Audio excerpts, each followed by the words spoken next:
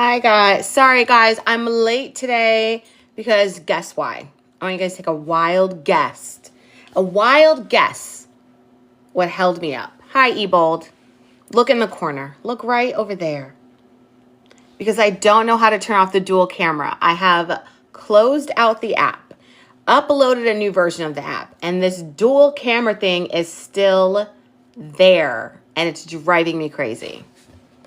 Absolutely bonkers. I don't know how to get rid of it. But come on in, guys. Come on in. While I am pulling up all of my notes and stuff so we can get started. Oh, I love it with the taps. You guys can hear me fine, right? Like my audio's good. I'm going to try not to crash out during this class. I'm going to try not to crash out. Thank you guys. Thank you. I could not get rid of the damn dual camera. And I was going to do it with my other phone, but this phone, it only has 13% battery, and it's charging. So then I didn't think that was ready to do that with, but I'm so irritated. So now I have a little thing blocking it. So that's that. That's that, y'all. That's that. I don't know what to do. I really don't. I don't know what to do. And my hair is like poofy poof today, but that's okay. That is okay, honey. We are poofy poof today. Okay, are you guys excited? I say we just get right into class today. I'm going to, of course, do our commercial just so everyone can kind of know what's going on, what updates we have. And for those of you who are not on our Patreon, because it's full of... No. I don't know. I don't know how to work it. Okay, so we're going to do our quick commercial break. We'll do that first, and then we'll get right into class. What I find interesting, though, guys, so I told you guys yesterday how I had, a really busy day today. Super busy. I had 2 calls. One was a 3-hour call. One was an hour and a half, and it was fantastic. I don't know if it's just me or if this is how all development people feel, but I gave this guy notes, I don't know, maybe a month ago I gave him notes, and he then took those notes and created this beautiful thing out of it. And I go back and read it and I'm like, oh my God. A, he listened, and B, these notes make this so fantastic. And I'm so excited about it. Hi, I am T. Sade Speaks, honey. I don't know. So it was so exciting. And then to read what he'd done with the notes and how he incorporated the notes was so sweet. Hi, Tony. How are you? It was just really sweet. And I was just, I don't know. It was nice to listen. And I was appreciative of him being appreciative of the notes. So anyways, we had this call and we really dug into characters and central themes, and it was just fun and exciting, and I cannot wait for you guys to see this. It's so good. Okay, so for our commercial break, here's some exciting news. We have 1 spot left for Pitch It Like You Mean It. We have 1 spot left, so I want to fill that tonight. But also reminded me I need to change the price again for you guys, because I only change it when we are on actual live, because you guys are fantastic and you deserve that. Okay, so let me change that up. We have 1. Oh, thank you. Without even looking up, I knew that was Betty the Thoroughbred. I already knew it. I don't have to look anymore. Thank you, Betty. You're awesome. Let's do that. I knew it. I always know it's Betty. I just always do know. I know that.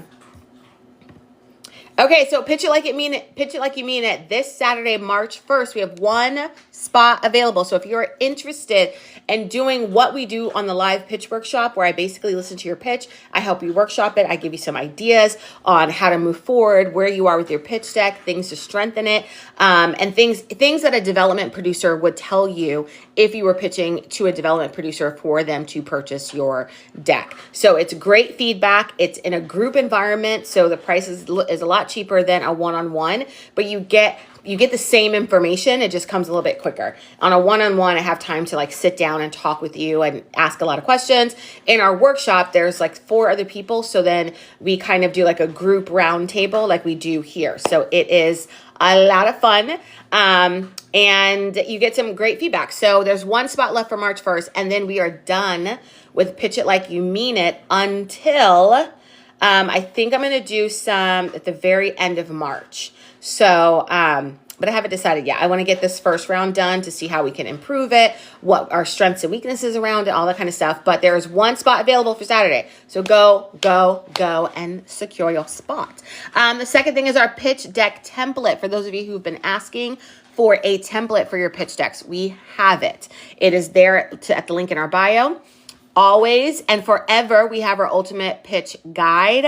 You guys need to buy the guide for the class or buy it for you guys if you're not taking the class or if you don't have time to be in the class or if you want to use it as you're following along with the class. That is available to you as well. So that you can all find at the link in my bio. Here's what's most important to me. I mean, all of it's important, but I really have loved us building this community and I want to keep the community growing. So people who are writers, producers, directors, actors, people who are pitching projects, have projects they want to pitch, who write TV shows. Like I want all of us in one giant community. So what's most important for me is for you guys to join our Patreon and join the email list. So let's see. I'm going to show you guys how to do it. You're going to go right here. You're going to see that lovely face. You're going to click the link. The first one that pops up is my Stan Store. So you're going to click on that. Okay, click on the Stan Store. First one. Then it's going to take you to my actual Stan Store. And I made it look so much cleaner. This looks so much better to me. The first thing you're going to see is at the top. That is our pitch deck template, okay? I put that first because that's a new product, and a lot of you guys have been asking for it, so I put it there at the top so it's easily findable for you guys. This template is for anyone who has the idea, doesn't know how to get started on building out a slideshow or a pitch deck, just a deck in general. Go purchase this and it will walk you through your title page, your log line, key characters, central themes, synopsis, your target audience. It'll walk you through all of those decks. I believe it's like, I want to say it's like 15 slides. So that will definitely help you. So that's at the top. Here's what I want to really make sure you guys understand. So then we have the guide. We have the Pitch It Like You Mean It. Here's what I really want you guys to understand. Here's our Patreon. I want you guys to click on our Patreon and join it. We have several tiers. I think there's 3 paid tiers and 1 free tier. Just join at any tier. Ideally, you would join at the highest tier because, you know, it's a good tier. But I want you guys in the group, part of the organization. Yes, D. Gibbs, this is class. This is our commercial before we start. And then also here's our email list. So join our email list, okay? Those are hi, Nash. How you doing, darling? So those are the big important things. Make sure you guys are part of the community, that you're active in the community. I have about 5 or 6 people who are really active, and I can count on those people to chime in, to say things, to do whatever. All of you guys have been really great about getting your homework in. Okay, and that is amazing. And I know, Nash, we were supposed to do, I was thinking about going over homework tonight. I had no time to organize you guys' homework for tonight. So I might do that as a separate thing. I was thinking about doing a separate live where we just do a homework catch up. Because I'm still, some of you guys have gotten your grades from week 1. And I think I probably have like a third left still. So I don't know. I might just do like a live dedicated to homework because those are always fun. Those are kind of my favorites. Okay, are we ready for class, y'all? Are we ready for class? Let me see some ones if you're ready for class. 1, 1, 1, 1, 1. 1, 1, 1, 1, 1. I love it, I love it, I love it. Okay, today we are talking about exploring themes and finding our central themes. So here's what we're going to cover. The importance of central themes in storytelling, crafting and discovering themes within a project, okay? Also, I'm going to give you your assignment at the top of this hour, primarily because I tend to forget towards the bottom of the hour, so I'm going to tell you now. There is nothing due on Sunday. This week, your sole assignment is to come up with your own story premise. absolutely whatever you want it to be. This can be something you're already working on and you want to just sort of workshop it and put it through the sieve of what we do here in class. This can be a completely brand new idea you came up with yesterday or today or tomorrow. This can be anything from our previous homework assignments, whether it's the man who sold his soul in a bar or children at a wishing well, or from your week 1 projects. Okay. So, my week 1 homework is going to be my final project, so you can ignore it. Oh, Ebold. No, no, no, darling. We'll not ignore it. Even more so. We need to pay more attention. Okay. So this is your homework. You are coming up with your own story premise. The reason why I'm giving you guys a week without an assignment to come up with that is because moving forward in all of our homework from this point on is going to be centered around your story premise. So we are now taking your idea and putting it to paper. Okay. No, Ebold, I'm not listening to you.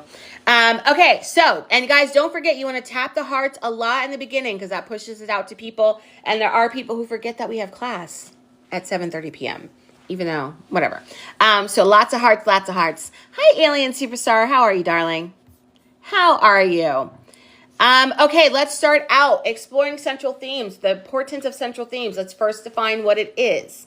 Central themes are the underlying ideas or questions that your series explores. Okay, I'm going to say that one more time. Themes are underlying ideas or questions that your series explores. Okay, here's more about, that's the central basic definition, but let's get a little more into it. Central themes provide depth and resonance, transforming your show from mere entertainment into a meaningful experience. Okay, so at the top layer, it's the underlying ideas or questions that your series is exploring. Is your series exploring? There's some general sort of themes like love, betrayal, justice, injustice, family. So there's some sort of giant umbrella themes that you can find, but I would challenge you to find a more specific theme that still stays broad, but is specific to your story.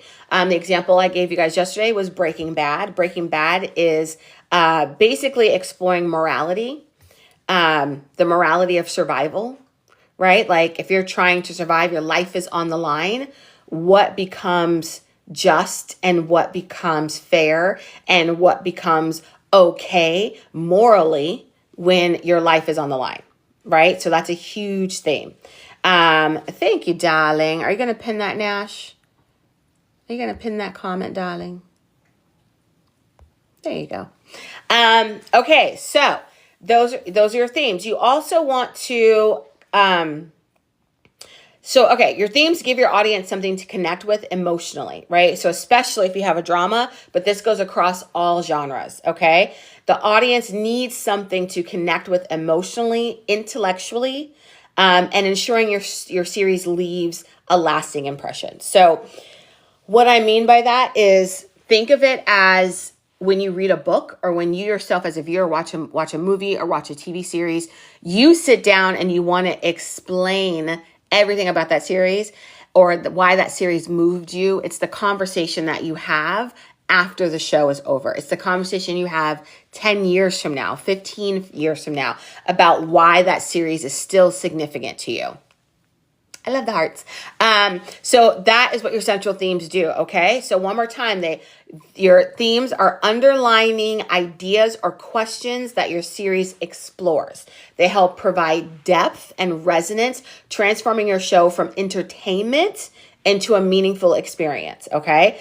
Themes give your audience something to connect with emotionally and intellectually, okay? It ensures that your series will stand the test of time. Okay, do we have that? Do we understand? I don't think y'all are listening. I want y'all to right now in the comments tell me what central themes are. Just tell me, what are central themes? I love it, Lady Soldier. I know you're listening. I know you are, darling. I'm not worried about that. Ooh, child, I don't know what I just did. Yes, yes, Nyasha, it does evoke emotion. But what is the baseline definition? Okay. It is the underlying questions or ideas that your series explores.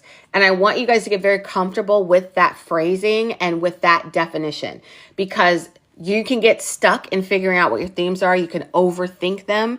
You can get too heavily involved in them, and that this definition helps pull you out of that. Okay. Themes are underlining questions and ideas your series is exploring. Yes, they help create a meaningful experience. Perfect, perfect. Underlying ideas and questions that your series explores. Yes. And I want you guys to keep that. It's important that you keep that phrasing, because like when you get writer's block, sometimes that happens when you're trying to take your ocean of an idea and put it into the cup of water. Sometimes you get stuck because you're like, oh no, but this is important. That's important. How can I only put this in there when they won't understand this if I don't have that or that or that, right? So when you can come back to a solid, concrete definition, like underlying ideas that your series is exploring, underlying ideas and or questions that your series is exploring, it makes you can put those goggles on and look at the ocean of information through those goggles and know that you are trying to find the underlying issues, ideas, or questions that you are exploring through the protagonist. Okay. So is that clear? I had writer's block on the last homework. I know writer's block is real. I mean, it's imaginary, but it's real, right? It's not really a thing, but it's also very much a thing. Because writer's block just means you usually need to just walk away, or you're feeling the block is not with your writing, it's usually with your person. So then you have to kind of step away, go live life a little bit. Even if that's just walking around the park for an hour and not thinking about writing at all, because of course your brain is going to go there.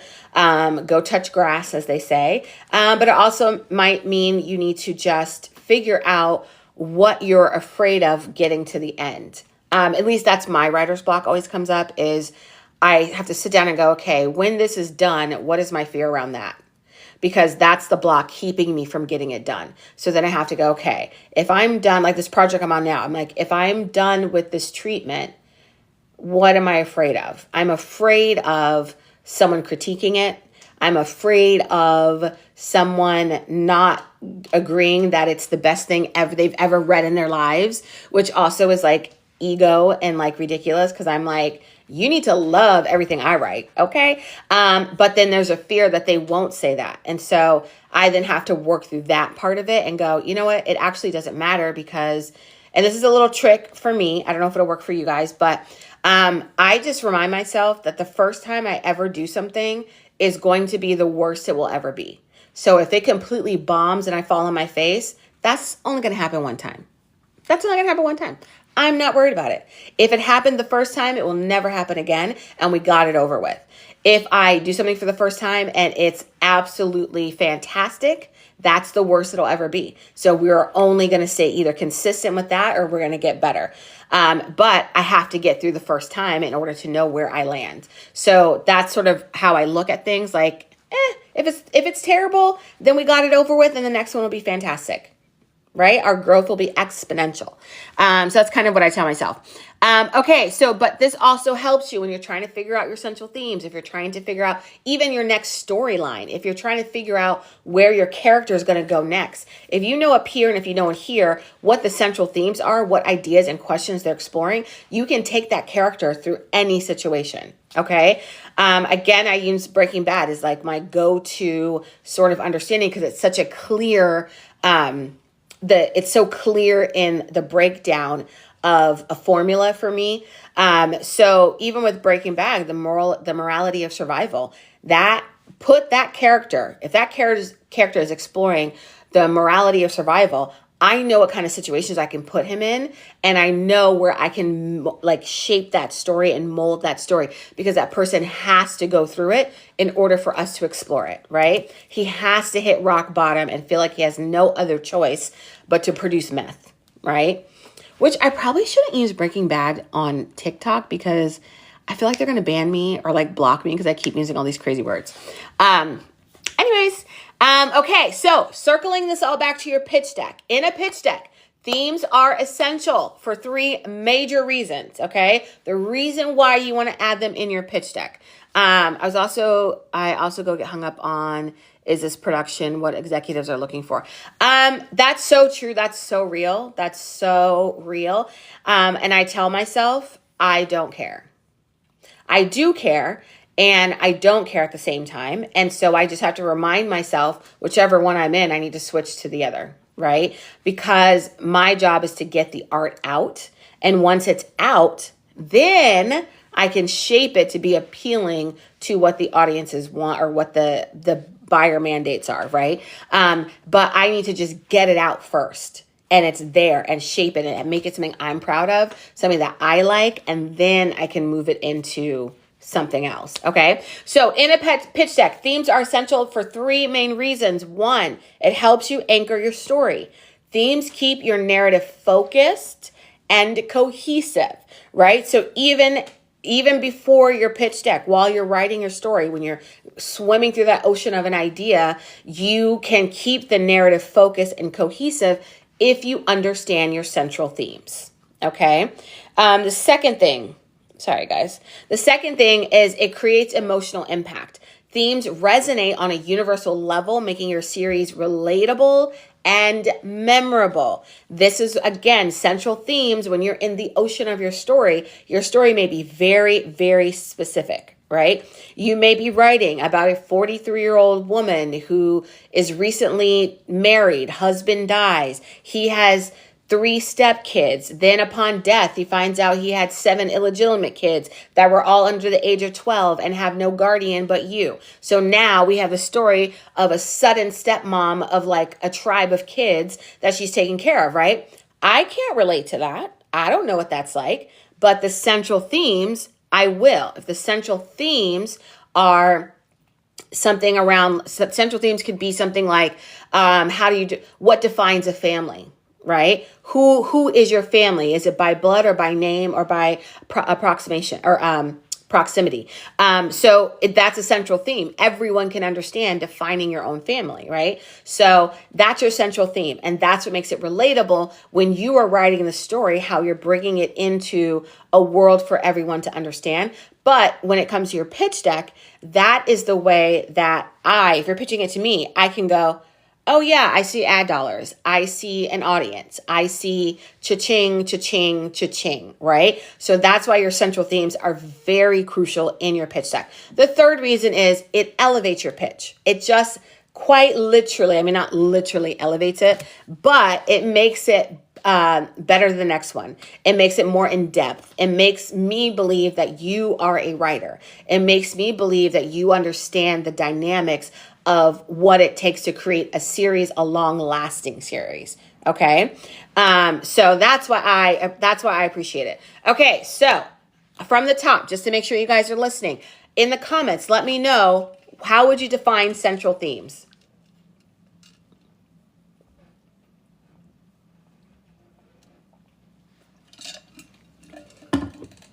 How would you define central themes? Let me hear. I should bring the mic back, even though it's like not plugged into anything. Hello, hello. Mic check, mic check. Mic check, mic check, mic check. The big ideas behind your story that make it relatable to an audience. That's pretty good, Bo. That is pretty good. That is pretty good. Anybody else? Anybody else? Bo gets an A+ today. Ideas and questions your series explores. Perfect. That is it. Underlying questions or ideas your series explores. And Nash is, of course, cheating because Nash has the guide. So we love that for you, Nash. And you all should get the guide as well, so you can cheat with Nash. Yes, Anita. Yes, Lady Soldier. Perfect, perfect, perfect. Your Bon Bunny. You might get blocked today. Okay, the way that the show hooks the audience. No. That is not the central theme. No, I am Sade Speaks. The main theme of the product/story. No. Technically, Sade, I am T Sade. It is that, but what do you mean by theme? Okay? Themes are the underlying series or themes are the underlying ideas or questions that your series is exploring. Okay? It is not the way you hook the audience. The way you hook the audience could be tied into your theme, but it definitely does not have to be, and most likely isn't. Your hook is something like, I don't know, your protagonist is, oh, you know what I just watched today? I literally just turned the TV off. I was watching Fallout. Have you guys seen that series? So like the hook for that is there was some sort of nuclear explosion and I'm just be in the background. I know. Sorry, you're Bond Bunny. No, you can be in the forefront. You can. I'm just going to make fun of you. And it's okay. Because I make fun of everyone. It's my love language. I was watching Fallout. And so with that series, it essentially is, there's like a nuclear explosion. And the hook is how these people survive. The twist is some people survived above ground. Some people survived below ground. And then those worlds collide. So, and that's what the series is about. Those worlds colliding. Yeah, Lady Soldier, I just happened to stumble upon it today. So I watched it today. I like needed a mental break because I was on pitch calls for so long today. I needed such a mental break. But also today was one of those days, guys, where I was so appreciative. Like I literally sat on this call and I was like, I really get to do this. Like I get to do this every day. Like I get to get on the phone with people and they tell me their most amazing ideas and we get to sit and flesh them out and really organize them and take them to the next level. And I was like, I get to do that. Like that's like a job. Like I get to do, I don't know. I just felt really appreciative today. But also I could have been delirium because I was delirious today. So anyways, I said all that because then I ended up needing something to watch. And I thought I was putting on something that I wouldn't pay attention to, that I could like have on, pretend like I'm watching, but really be on my phone.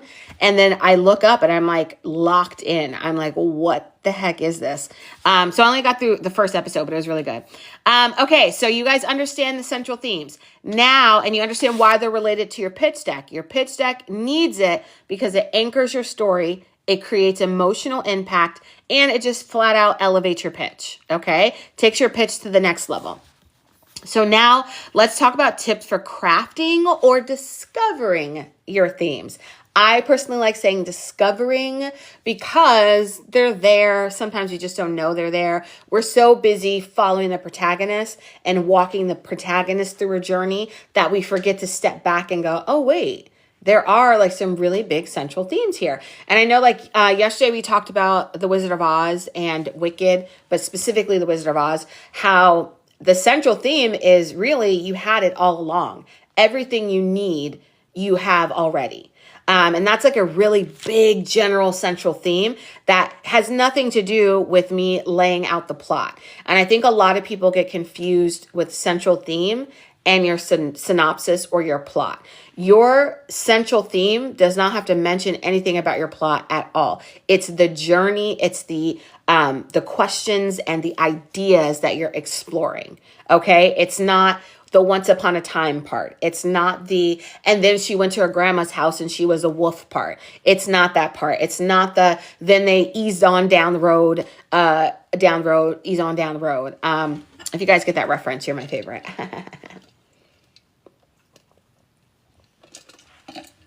Don't you carry nothing, it won't be ease on down the road. Da. Yes, right? So the central theme isn't easing on down the road. The central theme isn't finding a heart or being brave. It isn't finding a brain. Like that's not the central theme. Those are story plots. Those are story twists. Those are things about the character that drive the plot via the conflict, right? Your central theme is everything you've ever needed, you already have in your possession. Dorothy wanted to get home. The only way she get home was to click her heels 3 times. But when she was starting out, she wanted to be anywhere but home. anywhere but home. And then on her journey, the one place she never wanted to be is exactly where she wanted to be, right? So that's the central theme. You had it in you all along. The minute you wanted to leave this journey and go to another journey, you have the power to do that all along. The cowardly lion, you were always brave. You always had it in you. You just didn't activate it. You didn't know it. So that is a central theme. And that's why so many people can connect to it, because the characters embrace those central themes. Okay. So these are ways for you to discover those themes in your own story and how to set them up in your pitch deck. Okay.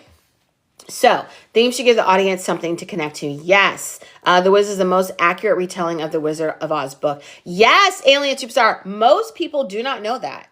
Most people do not know that. And they never will, because I don't know why people don't watch The Wiz. Like, it's old school, but I absolutely love it. Okay, so tips for discovering your themes for your pitch deck. You want to identify the core question, right? Ask yourself, what big questions does your series address? And this is like top line, right? Because usually if you can't find a theme, asking yourself this question doesn't help that much, but it will get your brain going, okay? Ask yourself what big questions your series addresses. For example, what is the cost of ambition? How do we define family? Those are big questions. Again, not an itemized list of your plot, not an overall synopsis or summary or log line. It is, what is the big question? I know, I want to go watch it too. Okay, second thing, you want to look at your protagonist journey. Whoever your protagonist is, what is their journey? Because themes emerge from their journey, okay? Main characters struggle and they grow. So their struggles and their growth is probably a central theme. Again, if we're looking at The Wizard of Oz, we're looking at Dorothy. We're looking at Cowardly Lion, who was absolutely a coward in his own mind and didn't know how to stand up or be brave. But he literally was brave at every turn, at every section of this journey. So then if I'm going to go, okay, what are those central themes? I'm going to follow Dorothy and I'm going to go, well, okay, so Dorothy thought she was missing all these things. She collected all these things on her way, but the one thing she needed, she already had this whole entire time. Like, oh my God. So what is the question? How far away from home do we have to go before we realize home is where we want to be? I don't know. Tons of ways to say that. Tons of ways to explore that. Give me suggestions on a short documentary I'm working on. Hi, Kay. Yes, Kay, I can give you suggestions, but we are having class right now. So if you want suggestions, link in my bio. We can set up a call. That is the easiest and quickest way to do it. Thank you. Oh, thank you. Look at Gabba Dabba Do. Let's go. Okay, number 3. Nash, I know you're popping stuff up there. Number 3, examine the setting. Sometimes the world of your show suggests themes, okay? Such as survival in a dystopian future or clash of traditions. Maybe you're on your Rumspringa. Is that what it's called? Rumspringa? I don't know. Basically, you're leaving your world and being a fish out of water. Maybe that is something that would help with the the central themes and how your protagonist grows. Okay, sorry guys, that is... I hate when my heat comes on. I mean, I love when my heat comes on, but I hate when it comes on while I'm on live because it's like... Oh, wait, now she don't. Wait, Steph is in here. Is Steph pinning stuff? I saw... Okay, let's start here. We can... Or actually, Nash, why aren't you a moderator? I thought I made you a moderator. Okay. Nash, I thought you were a moderator, actually. Okay, so now you can pin, Nash. Okay, so just to catch back up. 1, identify core questions, right? Ask yourself what big questions your series is sort of exploring. What is the cost of ambition? How do we define family? Number 2, look at your protagonist's journey. Sometimes the main character's struggles and growth are around a central theme. 3, examine setting, okay? Sometimes the world itself lends itself to the central themes or the lessons being learned. I had one... that I was thinking about. I mean, aside from Paradise, because that whole environment is, there's a central theme around that too, because we didn't care for the environment and the environment sort of imploded and now we have to rebuild. Nash, you're so funny. So there's stuff like that, dystopian futures. There was one, I had a really good one. I knew I should have written it down. I didn't. Okay, number 4, draw from your personal beliefs. You as the author, you as the creator, you are probably, without realizing it, implementing. Sorry, my dog is chewing on his toy. You are probably implementing your own central themes based off of your journey and your experience. So sometimes you can draw from that. Even when you're writing and you don't think you have a central theme, you probably are drawing from your own personal beliefs without realizing it. So ask yourself those questions. Think about issues or ideas that you're passionate about, and those things can inspire your central themes of your story. Okay. Number 5. Keep it universal. Why is that important? Because your story is going to be so specific. It's going to be such a niche. But the way to get other people to come in and really breathe in that story is to make at least your central themes relatable. Okay? Surviving from after rock bottom, right? You hit rock bottom. How do you survive? Triumph over being at rock bottom. General central theme. We all understand that, but we have not all actually been at rock bottom. We have not all actually been, maybe they're rock bottom because of drugs and an addiction. Maybe they're rock bottom because of financial upheaval. Maybe they're rock bottom because of death and loss in their family. All of those make it specific, but on a general theme, I can relate to whatever that story is because I know what it's like to be at the bottom and fight your way, claw your way back up to the top. Okay. So keep it universal. Number 6, identify opposing forces. I like this because it always reminds me of Star Wars. You have your protagonist, you have your antagonist, your protagonist journey, things that get in the way of that, create the conflict. The conflict then drives the story. It also drives your central themes, or your central themes drive your conflict. Themes often emerge through conflict. Consider opposing forces at play in your story. Good versus evil, light versus dark. Living single versus friends. I'm not going to say who's right or who's wrong, even though living single came first. You never know. So you just want to opposing forces. You have love versus betrayal, order versus chaos, freedom versus control. So those opposing forces can create your central themes, or they can help you discover your central themes within that. Okay. So just to recap, Nash did a really good job. So, and Ross was insufferable. Yes. I mean, you guys, I liked Friends. I watched Friends. I liked Friends. But I love Living Single. It just felt more relatable and it came first.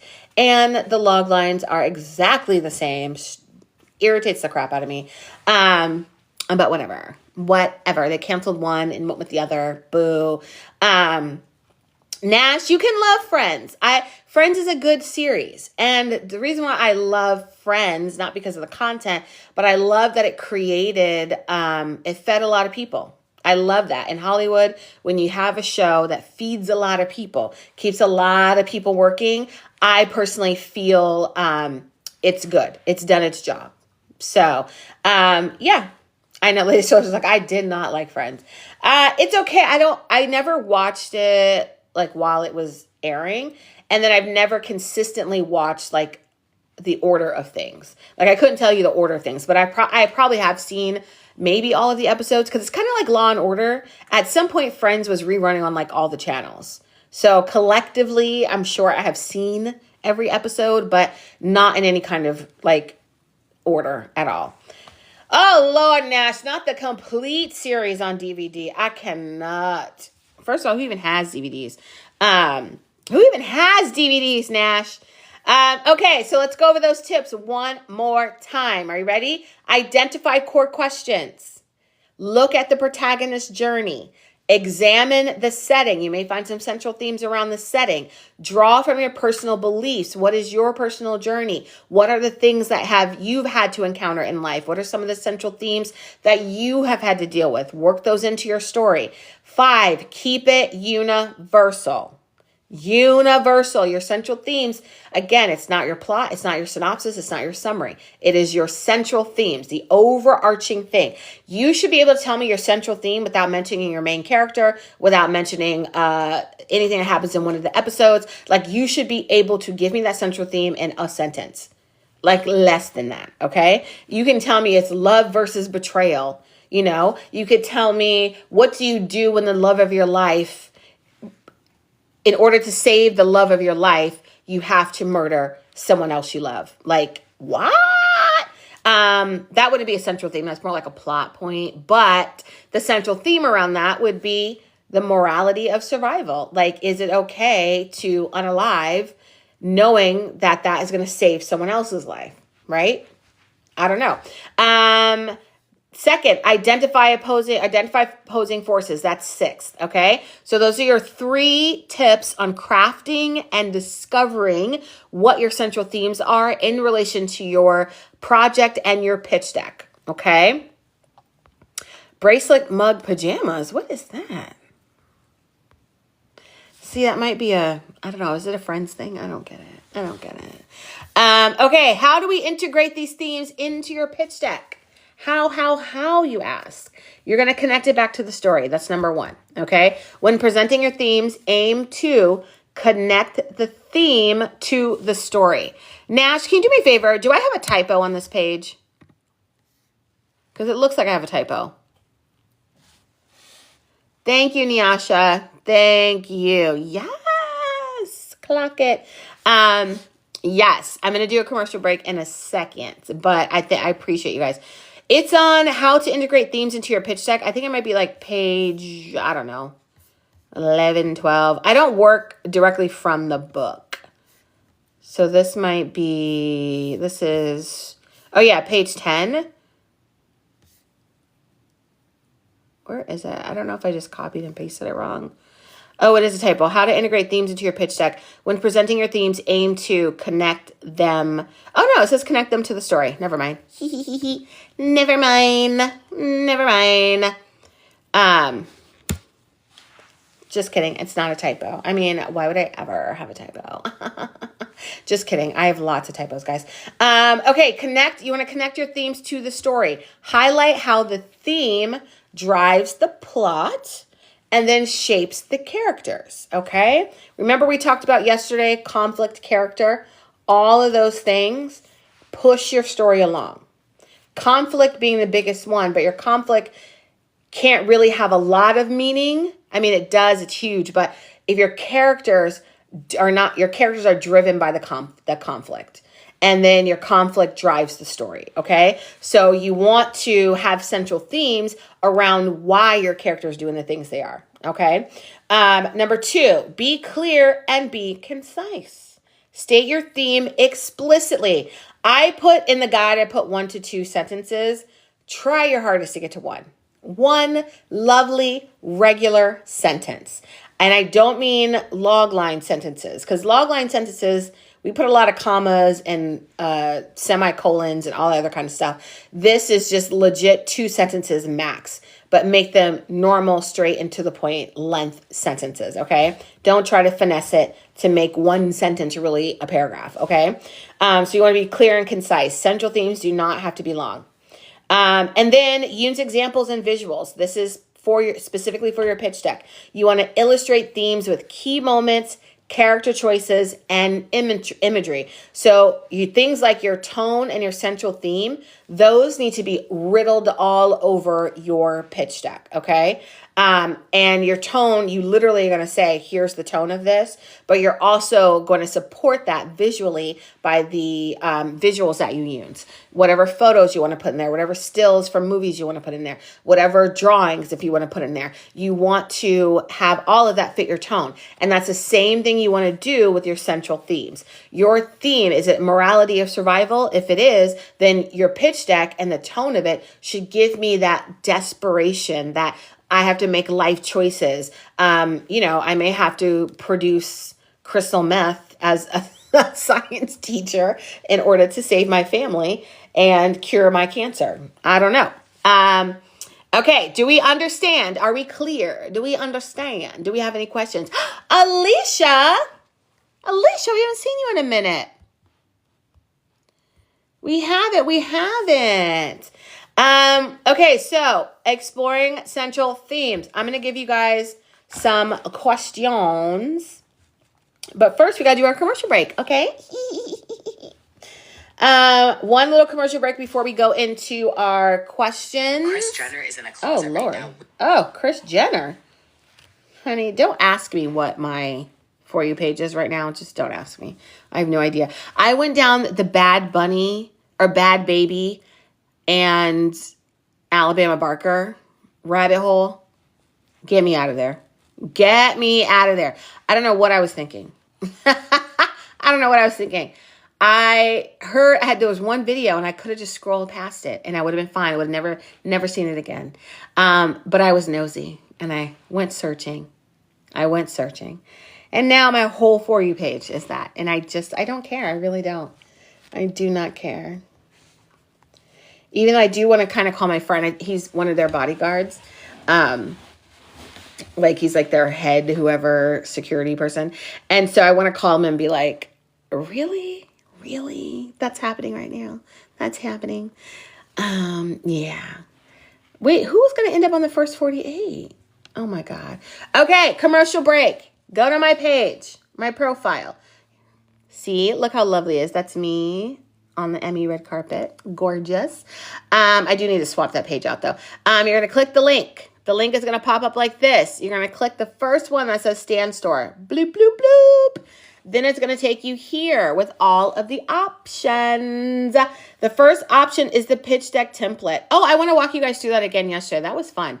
So we have a pitch deck template. I want you guys to click on that and purchase your template.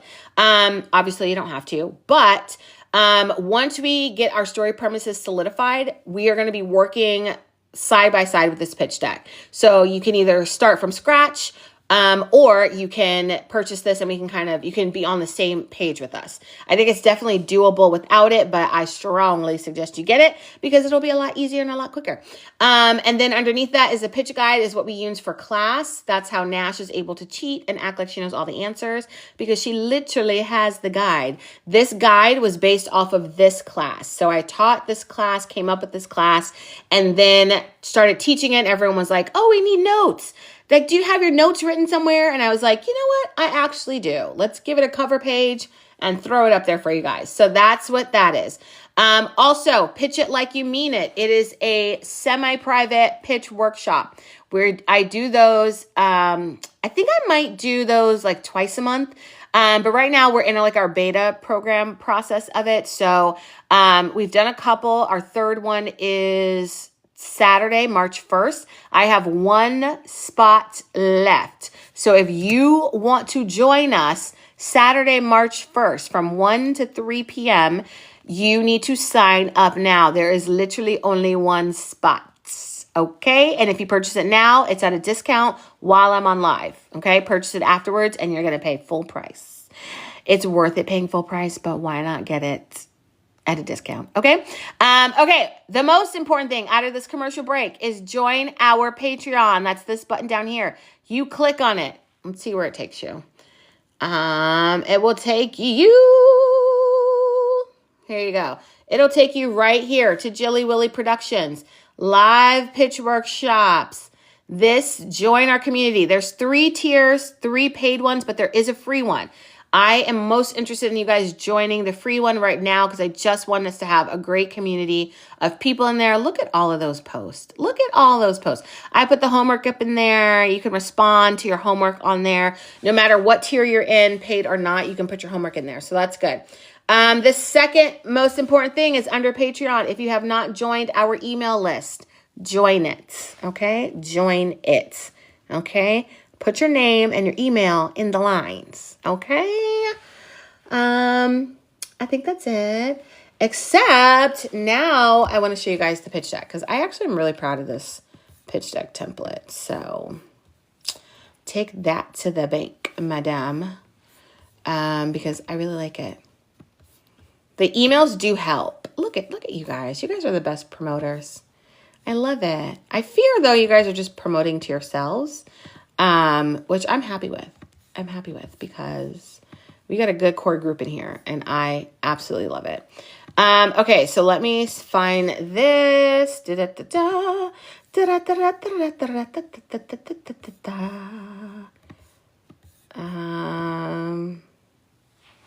Okay, so are we ready? Look at this. Look at this. Okay. This is our pitch deck. Can you guys see it? I did. I put the commercial in here. Aren't you guys so proud of me? Okay, so this is our pitch deck template with full-on descriptions. It's animated. Oh, but I want you guys to know too, it's animated, but you can also just save it as, once you're done with it, you can save it just as a PDF, so there isn't a whole lot of movement. But this is basically, this Canva pitch deck template is designed to help you present your TV series idea in a clear, professional, and visually compelling way. Okay, then there's some instructions on how to use it. Customize the text, adjust the design, keep it concise, export and share. Okay, then this is our title page. And yes, that says Doctor Who because we love Doctor Who. You can add in your name, your contact info, scripted TV show pitch deck. You can leave that there. You can put a little something there. You can add your tagline right there, and then a little more instruction on the pitch template. And then your logline page. See how the mood is carried all throughout. Your synopsis page, and up here, a definition of your synopsis, and then a couple of ways to think about your synopsis. This is the formula. We've talked about it in class, but now you have it right in front of you. Then we have your key characters, right? We have 2 examples of how to write them, and then the formula, protagonist, antagonist, here, and then key supporting characters and who those are and how to represent them. Then you also have notes on character description. This here is the official formula. So name and role, personality trait, goals and motivations, strengths and weaknesses, arc of journey, visual description, and connection to themes, okay?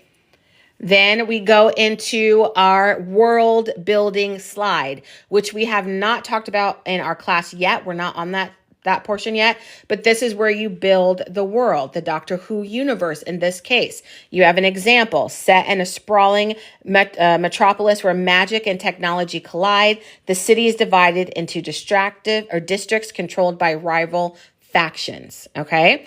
That is an example. This tells you how to get there with your own idea.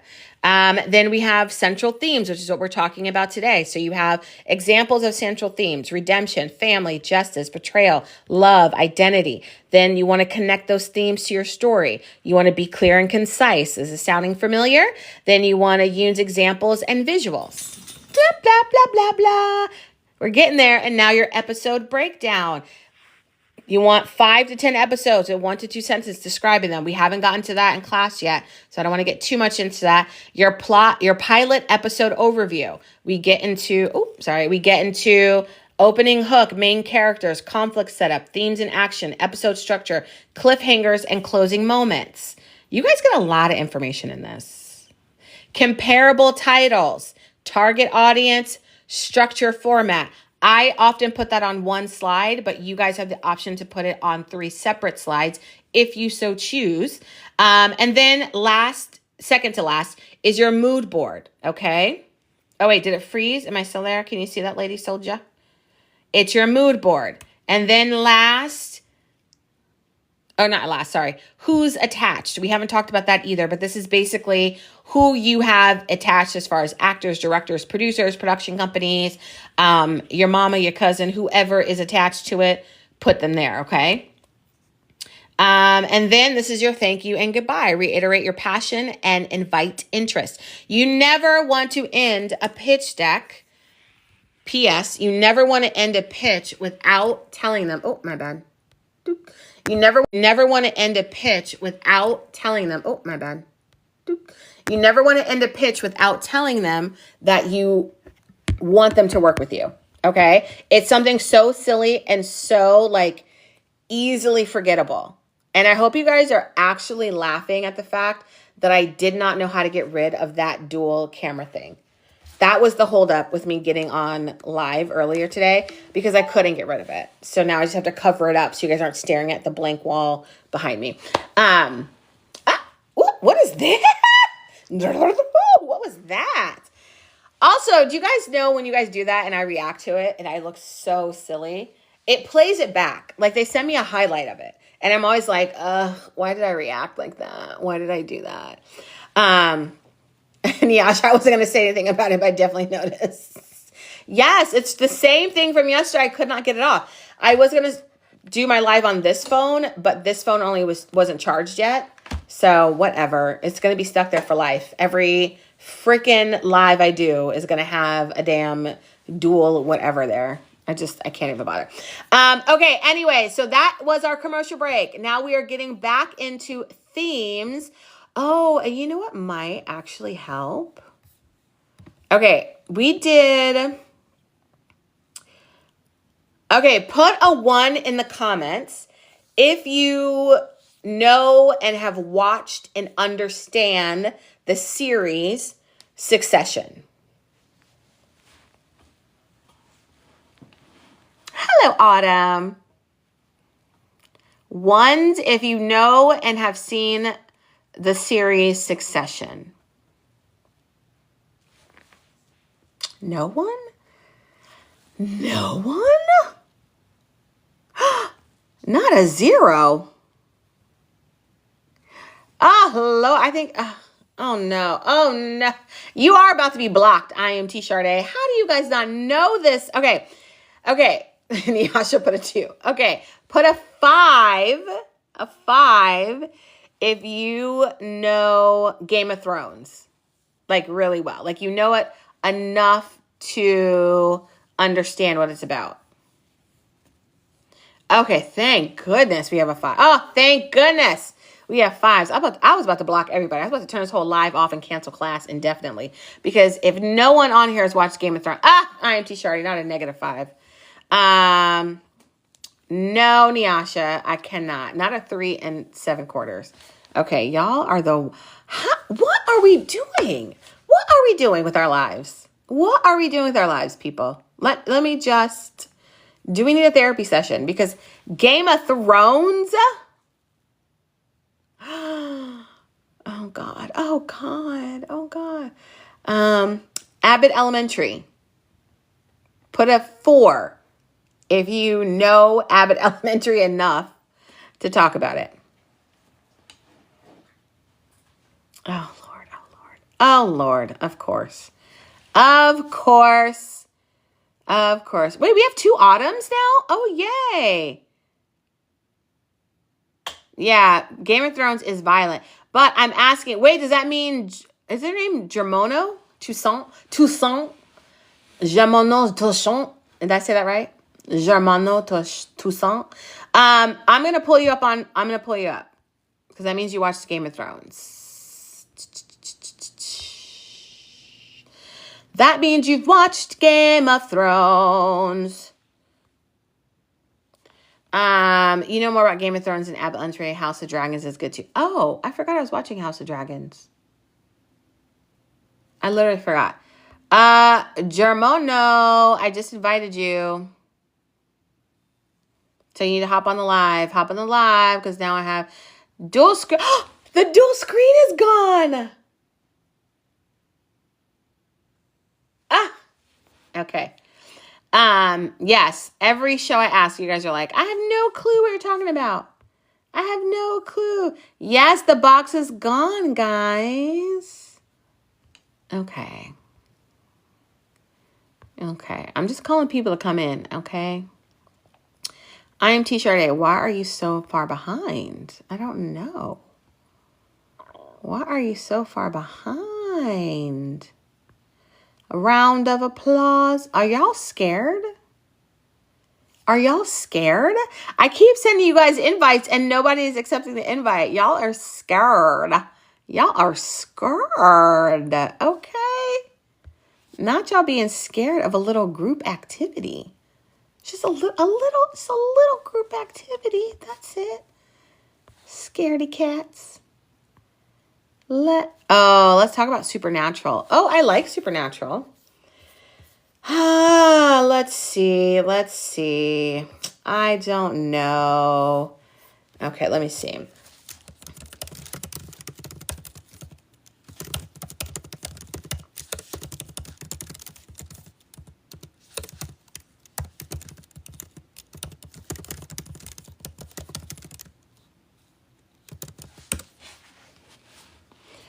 No, I'm not streaming on Riverside. Wait, what consumed your whole life? Let's talk. No, we're not talking about Supernatural. Why won't it let you accept? That's crazy. You do not know Scandal. You do not know Scandal. Okay, Nyasha, I sent you another invitation. I don't know why it won't go through. Okay, what about Black Mirror? Severance?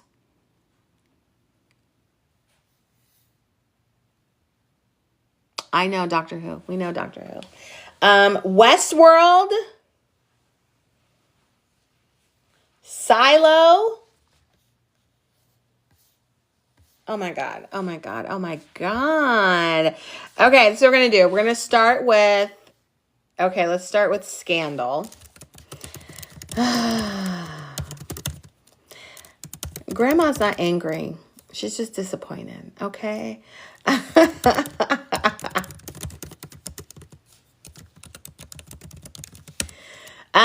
Okay, so what do you guys, we're going to start with Scandal, okay? What do you guys think are give me one central theme from the series Scandal.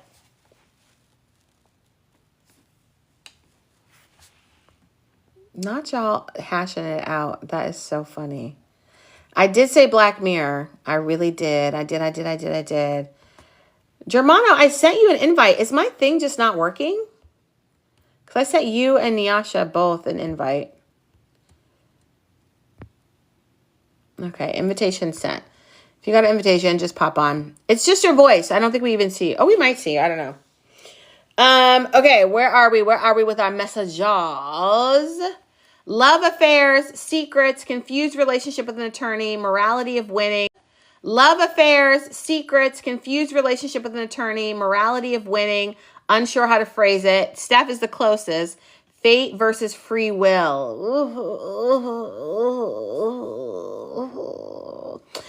Yes. Okay, so here are some themes that I would say.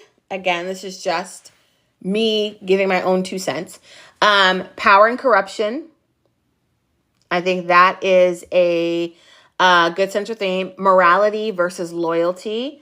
Are you willing to die for those you pledge allegiance to? For example, Olivia Pope and her team often face difficult moral dilemmas. So is it more important to do what's right or remain loyal? Right? That's a lot in Scandal. I saw someone said secrets and lies. Yes. It constantly explored hidden truths, cover-ups, deceit. Anything with politics is always going to be secrets. Okay. And then what else do we have? Fate versus free will. Yeah. But I don't really see that one, Nash. Fate versus free will. Explain that a little bit to me. I definitely don't see, well, maybe nature versus nurture, but that's like, I'm assuming you mean like with Olivia Pope, how she ended up just turning into her dad. Was that nature or nurture? Did she become that because of her environment? Or did she become that because how she was raised? Right? I don't know. That one feels like a stretch though. Public image versus private reality, I think is another theme. For Scandal. Yes, that's what I was getting at. Yes. Okay, give me some stuff for Black Mirror. I saw somebody say loyalty versus truth. I love that one, Anita. That is definitely her environment. If someone has their show concept picked up, what is the ideal compensation deal? Oh, Smooth Blend Fitness. I can tell you're new here. Because that is a very long conversation. If someone has their show concept picked up, what is the ideal compensation deal? The ideal is for you to get a lawyer so they can work out every single aspect of that contract. Every single aspect of that contract. Whether how involved you are you an executive producer? Are you even involved? Are you even involved when the deal comes through, right? Because they may just buy your idea and be like, thanks, deuces, and then they hire a whole team to build it. So you need to get a lawyer immediately, and they can work through executive producer, head writer, showrunner. You probably won't be showrunner if it's your first show ever, but getting an executive producer credit, meaning that you have to be involved in some aspect. So it's a lot. And that conversation is a very long one. But if you go to my YouTube channel, one of our live pitch workshops, didn't we talk a little bit about that with Nicole, guys? I think so.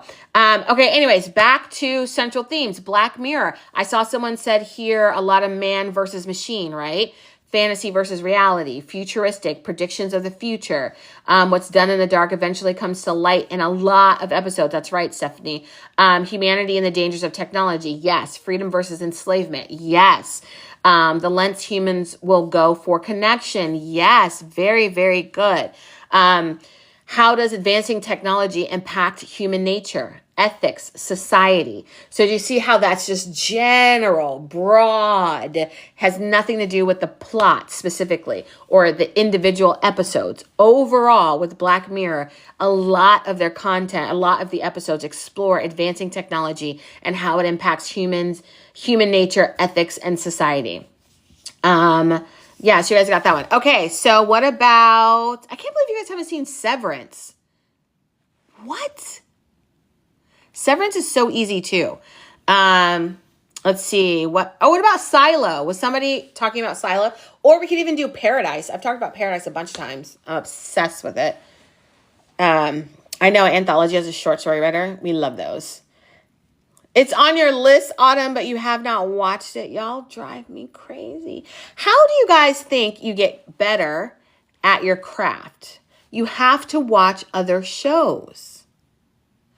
I am T. Charday. I'm starting to think we need to just have like a marathon. Seeing as how my dual camera is on, I might as well just set it up in front of the TV so we can watch it and talk about it. Oh, Severance is on Apple TV. Well, Nash, I have my degrees and everything. Apple TV once a year is free for like a week. They open it up for everybody to watch it.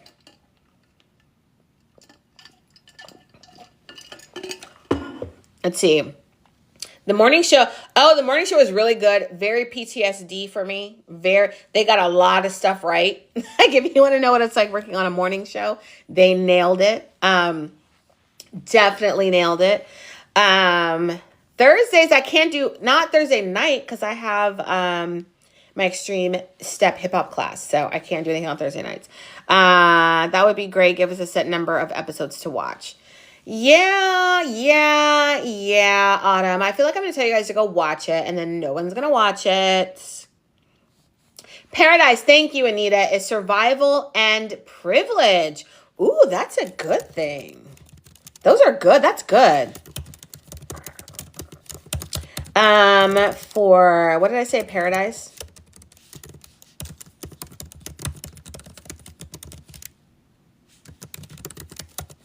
Starring Sterling K. Brown.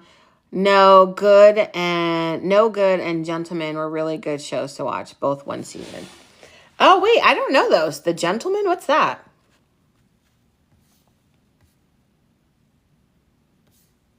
Oh, No Good Deed.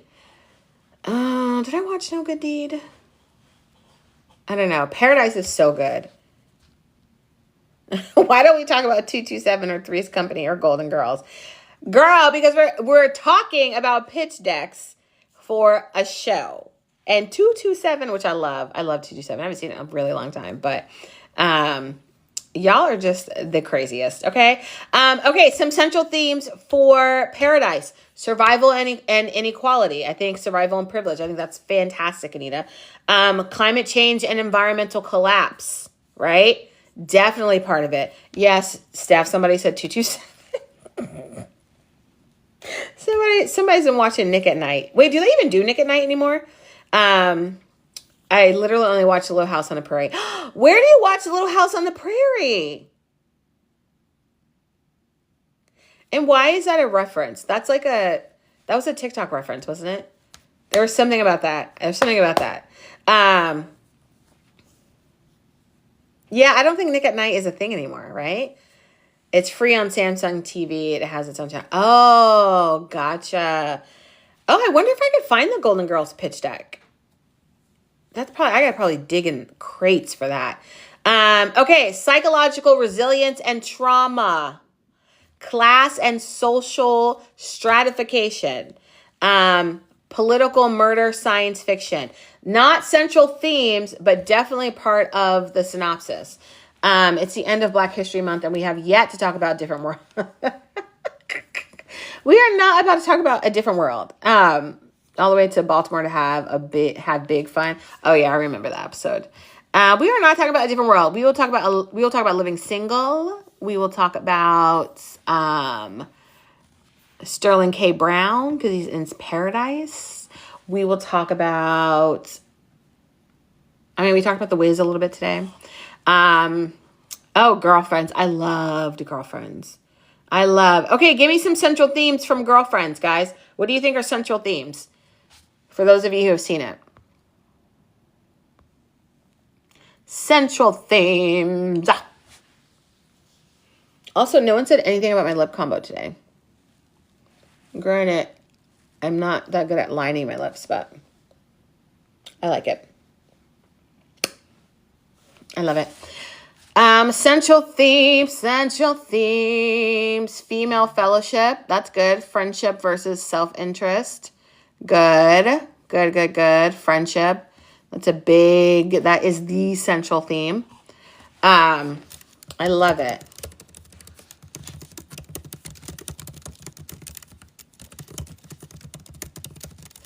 I wonder if I could find the pitch deck for Golden Girls. I wonder if it even was a pitch deck.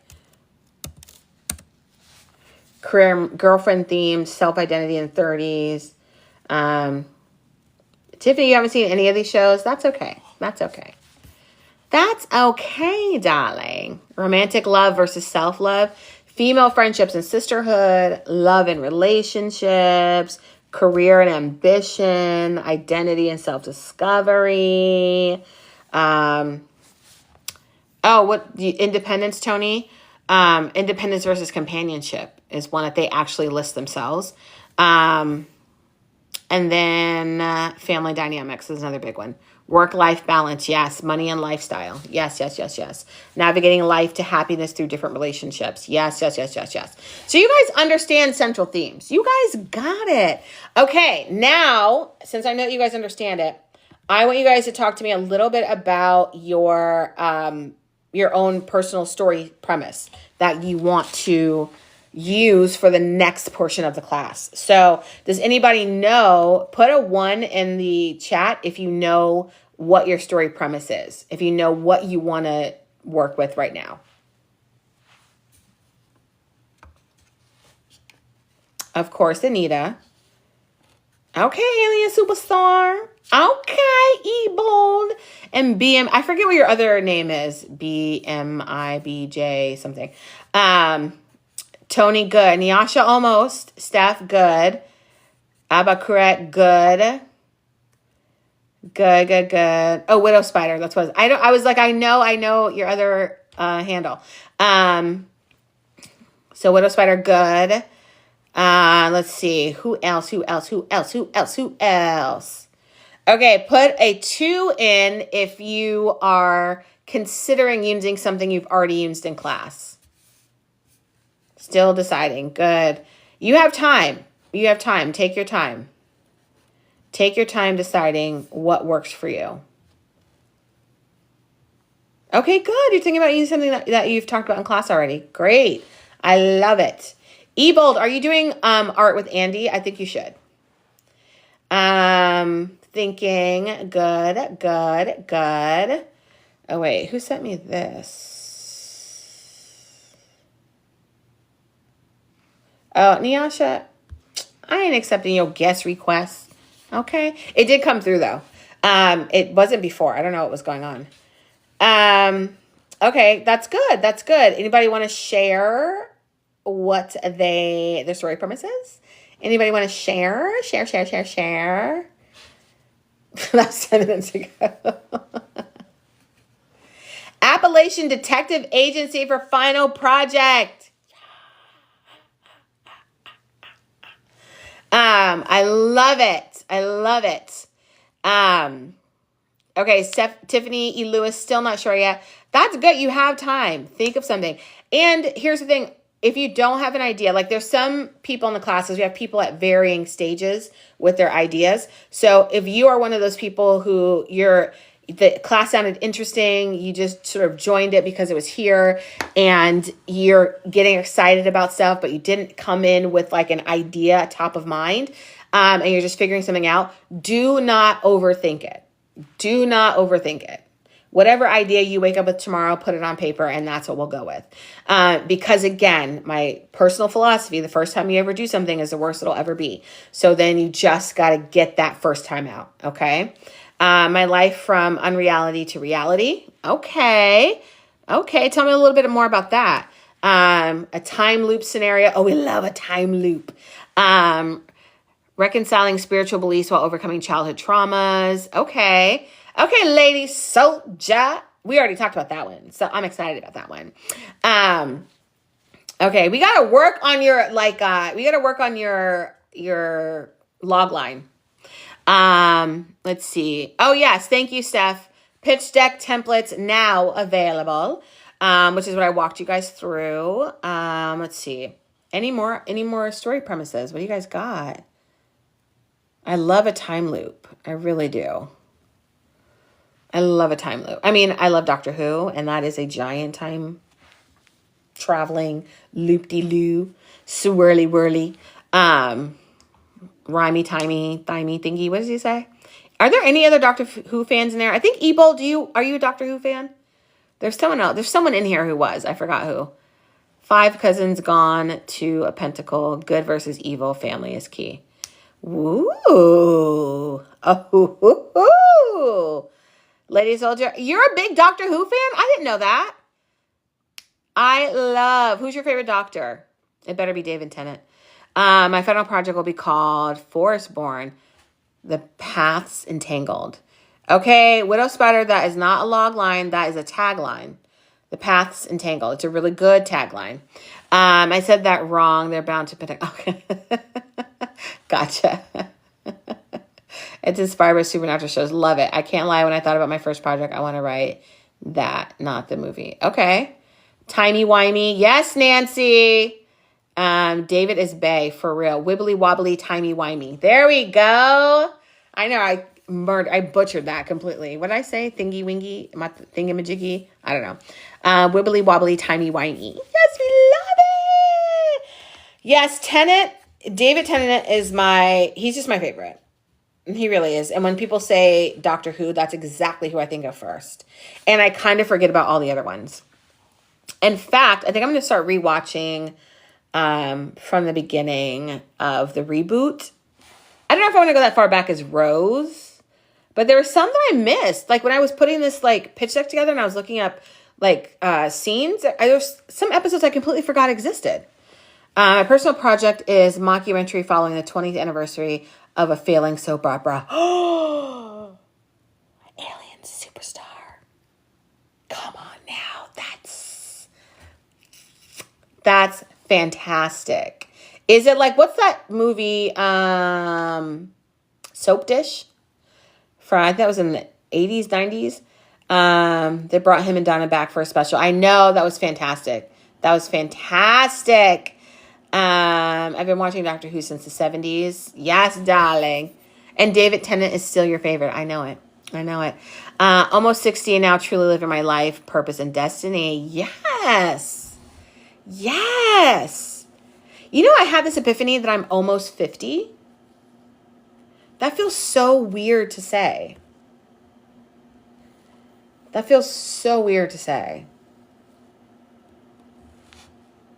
So weird. But whatever. Whatever, honey. Whatever. Okay, so we are officially done with class, guys. I'm excited to see you guys' updates. I mean, your story premises. Good, Abba, correct. So those are your essential themes. I love that.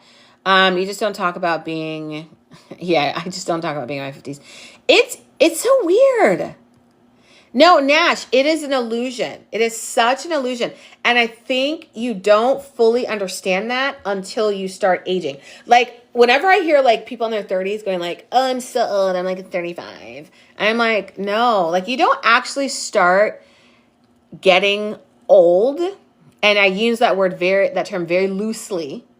Okay? You don't start really understanding your age until your 40s. And that's just the beginning. Like, that's just the beginning, right? Because that's when you're like, oh, I can't, first of all, my eyesight is different. You're like, oh, and then, okay, my eyesight's a little bit different. Okay, my bones are like truly achy when it's cold outside.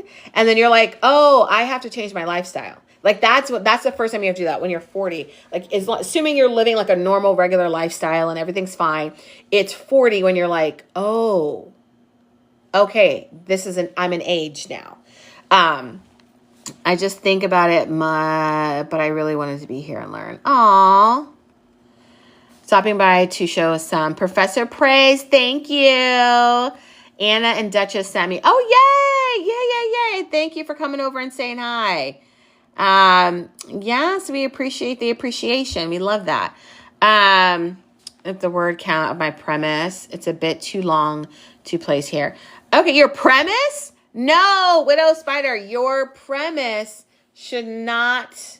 Your premise, remember our examples of premise were sold a soul in a bar or lost a soul in a bar. Kids found a real wishing well. That's the premise. That's it. Your premise is like a line.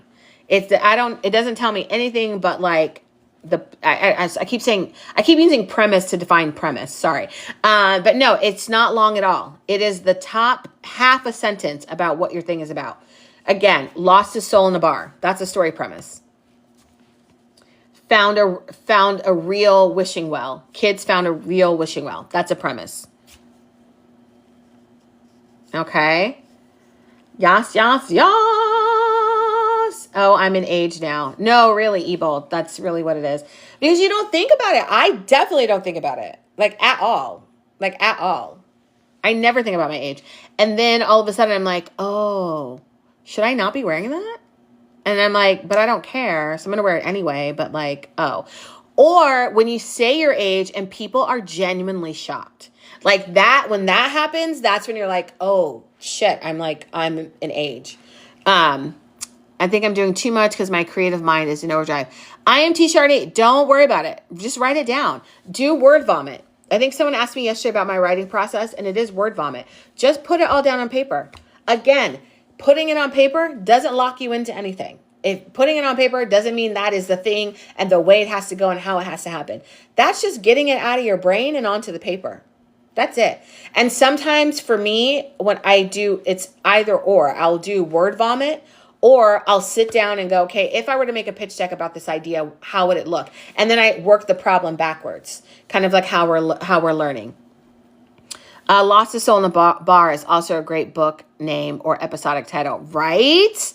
No, so yeah, that's a premise. So I don't want Widow Spider for you to think your premise should never have to be trimmed down. Your premise is like 4 words, right? I lost my wallet in El Segundo. That's the story premise. That's it. Brownie points for anyone who gets that reference as well.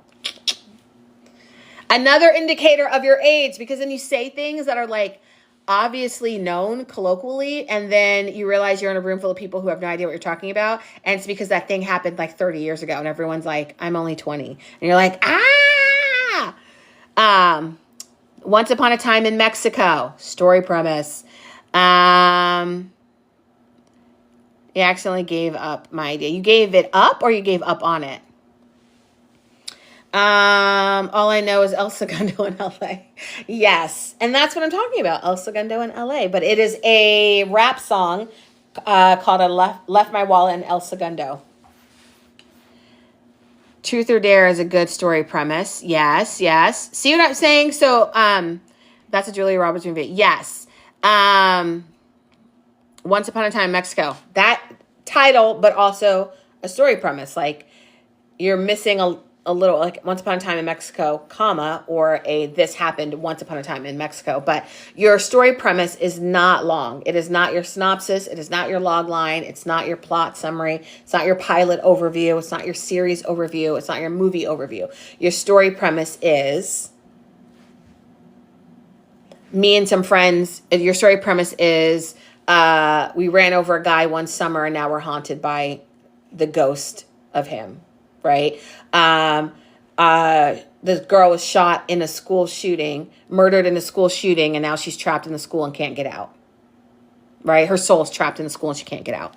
I also said I needed summer school. I missed the 3 or 4 weeks here. Came back like, what the heck? I know. I wasn't going to say anything. About it. I noticed that's the first time I've seen you in a while. But here's the thing. Go to my YouTube channel. I post all of these are up on YouTube a week later. So you'll be like a week behind, but it'll still be there. The one from yesterday, from Tuesday's class, is going to post next Tuesday. And then this one I might post. I don't know. Sometimes I post both of them. I don't know. Sometimes there's new information. Thank you, Steph. Thank you.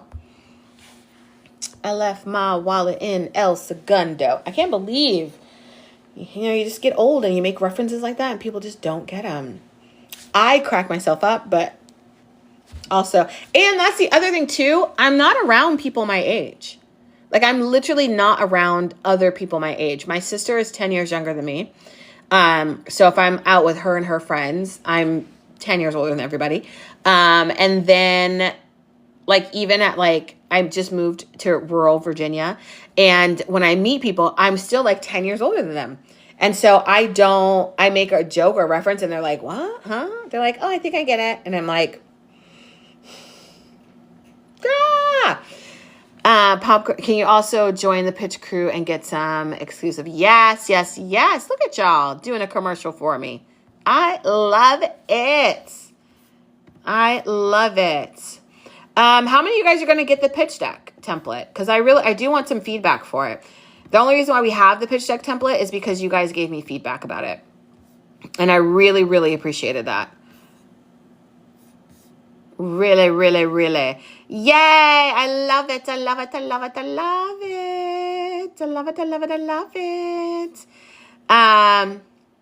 Yeah. So no, but that's the you guys, I forgot who gave me that feedback, but someone said when they got the guide, they really wanted like a template or like some examples for it. So I'm going to build that out a little bit more and add some stuff. Not Nash. Not Nash. You know the drill. I'm so over you, Nash. You are hilarious. Absolutely love you guys. Yes, Reed, you can go ahead and ask us a random question. Oh, yes, producers on talk shows. You know I know all that. You know. Can you give examples or a template for how to create a talk show too? Yeah, so I'm working on that. So I just don't know how to introduce it to you guys. I am T. Charday because we're so in our pitch deck era right now that I want us to just complete this. And then I feel like the talk show stuff is different. And the script for talk shows is so different from anything else. It's closer to like a news script as opposed to anything else. Nash, not bi-weekly. Well, if you work in the entertainment industry, you get paid every week. You get paid every Thursday. It's lovely. Except for this new development thing I'm doing. That's every Tuesday. And that I've never heard of. But not bringing up rent, honey. Yes, the rent is due. Okay. Has anyone watched Unreal? Always curious to know how. Oh, wait, Unreal. That was the show about a reality TV producer, right? was it not Courtney? Was it Courtney Cox? What's her name? From Friends, right? So if this will tell you anything about how real it is, I literally stopped watching it because it was PTSD. I literally could, like, I think I got through the first episode and I was like, oh no. Oh no, no, no, no, no, no, no, no. No, no, no, no, no. Because I told you guys how I don't enjoy working for non-competition reality shows, right? Like, if it's a competition reality show, love it. If it's a game show, love it. If it's a talk show, love it. But if it's like for love, for dating, I can't do it. If it's, just following someone's life, like it's very hard for me to do that. Yeah, I don't know. It was just PTSD. I couldn't do it. But no, I am T Sade. So I am going to do a template I'm working on a script template for you guys so that those of you who don't have final draft, this will be a way for you guys to at least get familiar with a script format. So I'm trying to figure out that template and make it as automated as possible, so that it can just be formatted and there's less for you to think about. So I'm working on that. And then also because I want it to be compatible with Final Draft. Okay, so what do you want to know? Okay, so I've been pitching myself to segment producers for pop culture segments. No publicist. Okay, so pitching yourself is on camera. What do segment producers look for? Think Wendy's Hot Topics panel with rotating guests. What do segment producers look for? Here's the thing, Reed. So that is probably need to be like a one-on-one with me, but just top line, when you're pitching to producers, especially without a publicist, a lot of talk show producers don't like publicists. They are unimaginative when it comes to what we do, so it's a little bit harder to work with them. They're great. They're fantastic. I have some publicists in my life that I absolutely love, but it's because we like locked in and they get me and I get them, or they just let me do what I want to do. And I've always appreciated that. Always appreciate that. But here's the number one thing as a talk show producer, what I'm looking for is what value do you give to my audience? That's the way I'm looking at you. What value do you give to my audience? Is my audience going to give a shit about you? Do they care what you're saying? Are you giving them something? Whether it's information, tips, not like the way you guys get on my live and you guys stay because I give you so much information. It's because my mindset has been trained to think, what is the viewer going to get out of this? What value am I giving to them so that they feel like it was worth it? Okay. So that's when you're pitching, keep that in the back of your mind. Wendy Williams, Hot Topics panel for Rotating. Okay, so what you're talking about is usually at the top of the show, which is, for lack of a better term, we'll call it Hot Topics. That is usually going to be with your high-end celebrities joining your already established host, right? I'm not just going to put a random person I don't know at the top of my show. I'm not going to do it. Let me hear my refund first. Now that's a good point. Maybe I shouldn't mass email producers. No. Do not BCC. Okay. You make that email individual to you and the story and the value that you bring that audience. For example, Reed, if I'm a producer for Good Morning America, my audience is looking for a different thing. If I'm a producer of Tamron Hall Show, my viewer is looking for a different thing than they're looking for Good Morning America. I'll give you an example. And this is a lesson for everyone, okay? I worked in reality TV news and entertainment, I know, but I have so many ideas. Yes, that's same. Brain going at 1,000. But think about it like this, Reed. So here's a lesson that I had to learn in practice, right? So I've worked for every genre of TV you could possibly imagine, and there's very specific genre-specific things with each type of style of television, right? So when it comes to a talk show, and this is kind of a side to the side of what you're asking. So I'm going to make that point so that you can then kind of understand that. So when you're watching the news, when you turn on the news as a viewer, you want to see the news, meaning you want to see action. You want to see things going, moving, rocking and rolling. If you're on there telling you, oh my God, there was a fire down by the old distillery, right? You want to see the fire. You want to see the distillery. You want somebody standing outside of there showing you the action that's happening, right? So as a producer for news, when I'm reporting or coming up with a segment, I need visuals to tell my people to show what the anchor or the news reporter is saying, right? So that's very visual driven, literal. Like if you say fire, I want to see a fire. If you say traffic, I want to see traffic. If you say fashion, I want to see fashion, right? The difference and the almost the opposite is when you're producing for a talk show. As a talk show producer or someone watching a talk show, you came on, you turned your TV on because you want to hear what Oprah has to say about this book she read. You want to hear what Tamron Hall has to say about this celebrity situation happening. You want to hear Drew Barrymore get 2 inches away from somebody, some celebrity, and like fawn all over them, right? So as a producer, I don't need visuals. Not in the same way I would for news. So if Drew Barrymore says fire, I'm not going to boom, put up a fire because nobody cares, right? When Drew Barrymore says fire, we want to see, is she getting closer to that celebrity? Is she now drooling on that celebrity? Like we now want to see Drew. So then as a producer on a talk show, when you're pitching me something, I want to know how my audience cares about my host and what my host is interacting with. So you have to give me value in that space. So if you're pitching yourself to me, let's say you want to do hot topics, right? That's kind of what you want to do. Then you got to say, hey, we're doing hot topics for Drew Barrymore. Drew Barrymore sets her hot topics up like it's a news program. So then when you pitch your topics, pitch it like it's a news. Say, and top of the, APB, here's what's going on in fashion. Speaking of fashion disasters, let's talk about blah, blah, blah, blah, blah. And then do. And up at 9:00, we have celebrity beef. Who is possibly beefing? Alabama Barker? Who? And Bad Baby? What? Like, you're telling me that. Like, my audience cares about that stuff if I'm on a talk show, okay?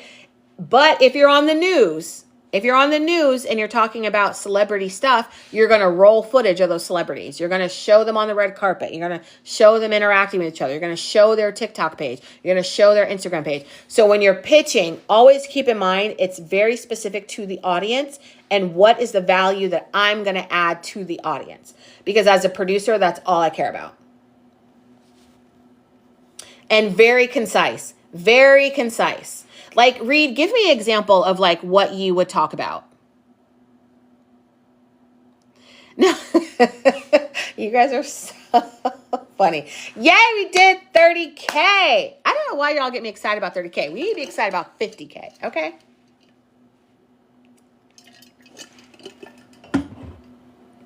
Yeah, something like The Real. The Real always does their whole shows based off of hot topics. They did a very few celebrity interviews. I think they did like segment 5.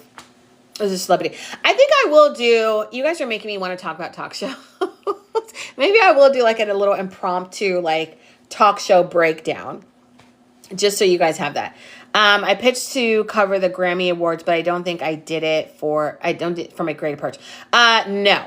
I can already tell you no. Thank you, Steph. Y'all about to be ejected out of class. I pitched to cover the Grammys Awards, but I don't think I did it from a great approach. What do you mean post Grammys? Like you pitched doing the Grammys, but after the Grammys aired?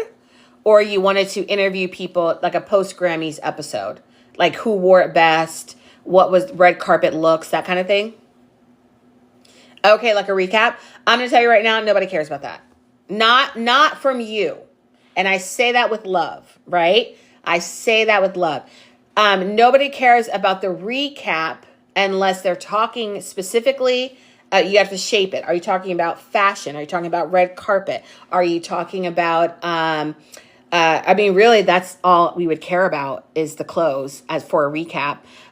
Because anything else, the producer is already, we already did the tape piece. Like we already pulled the speeches, we already pulled everything else, and we already have it organized. So having someone comment on it, I only care about my host commenting on it. Because again, my viewers want to know what the hosts think about things. That's the value. That's why they showed up. It's not just a regular news program. What I would do for you, Reed, just go to the Grammys. Cover it yourself. Put it on your page. If you're in LA or close enough to LA or can get to LA, you can pitch yourself to get on red carpets, to be someone who's going to interview people on red carpets. Anybody can do that. You just have to pitch yourself, apply for it, and they give you the thumbs up. So many people do that. So you can do it yourself and then do your own your recap stuff. I am T. Charday. Girl, you don't know. I thought you especially would know how to do that. It's really easy. You just submit your request to get credentials. That's how a lot of social media people, well, I shouldn't say social media people, but people who want to do like celebrity news, that's like kind of how they get started. Because I've been wanting to do it. Girl, just sign up. Can we have a class dedicated to talk show activities, and who do we pitch for the interview? Absolutely, Autumn. So this is side note. I know you guys are so tired of my 1,000 lives I've lived, but I did have a company called, what was the name of that company? Pitching for Producers. I think that was the name of the company. And I would teach publicists how to pitch themselves to talk show producers and news programs and do it without a publicist. But then I would teach publicists how to do it. And then I would teach individual people who wanted to sign up, teach them as well. Because sometimes too, Reed and Autumn, sometimes pitching yourself, it's secular. So you have to know when to do it. Because if you pitch me something in February, I'm probably not even going to acknowledge your email. If you pitch me something in October, I'm probably not even going to acknowledge your email.